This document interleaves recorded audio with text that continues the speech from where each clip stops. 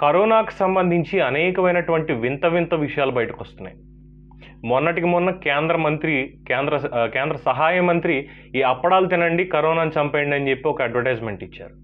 నిన్నటికి నిన్న చూస్తే కరోనాకి ఏకంగా కేరళలోను అలాగే గుజరాత్లోను వివిధ రాష్ట్రాల్లో గుడులు కట్టేసి పూజలు చేస్తున్నారు.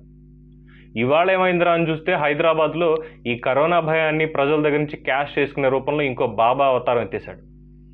దాదాపుగా ఒక్కొక్కళ్ళ దగ్గర నుంచి 12,000 రూపాయలు వసూలు చేస్తూ ఒక తాయెత్తు కట్టేసి కరోనా తొందరగా తగ్గిపోతుంది, నా తాయెత్తు కరోనాకి రక్షణ కవచం లాంటిది, మీరు ఏం భయపడక్కర్లేదని చెప్పి ప్రజల్ని మోసం చేస్తూ ఉన్నాడు.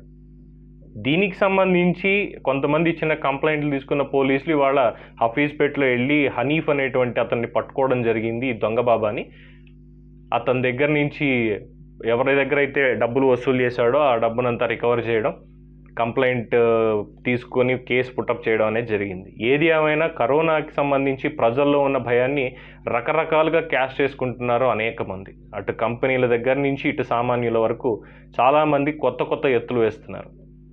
ఇటువంటి వాటికి భలే అనవసరంగా మోసపోవద్దని చెప్పి ప్రభుత్వాలు ఎన్ని హెచ్చరికలు చేస్తున్నా సరే ప్రజలు వినట్లేదు. ఇది ముమ్మాటికి తప్పు ఎవరిదే అంటే ఖచ్చితంగా ప్రజలదే.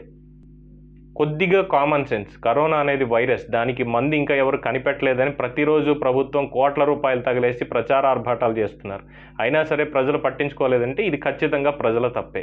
ఎవరి కర్మకి వాళ్లే బాధ్యులు అన్నట్టు మీ డబ్బులు పోతే మీవే తప్ప దీనికి ప్రభుత్వాలని నిందించడం కానీ ఇంకొకరిని నిందించడం కానీ తప్పు.